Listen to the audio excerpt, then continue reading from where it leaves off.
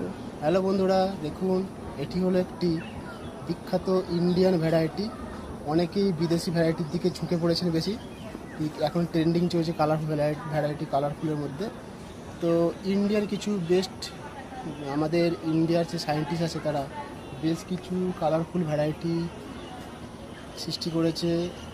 তার মধ্যে এটি হলো একটি CISH অম্বিকা কালারফুল ভ্যারাইটি, দুর্দান্ত কালার, দুর্দান্ত ফ্লেভার এবং ড্রপ নেচারের গাছ। যা যা গুণ লাগে আমের এবং গাছের, সব গুণ এই গাছের এবং আমের আছে। ক্যামেরাম্যান একটু জুম করুন ভালো করে ভিডিওটা দেখুন।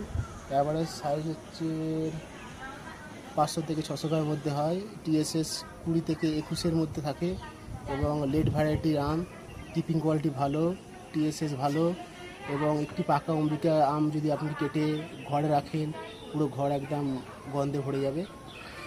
অবশ্যই সাজেস্ট করব যে ইন্ডিয়ান ভ্যারাইটি হিসাবে অম্বিকা এবং অরুণিকা রাখুন। আমার ভিডিওতে দেখবেন, ভিডিও বক্সে ঢুকে আমি অরুণিকা আম নিয়েও একটি ভিডিও দিয়েছি।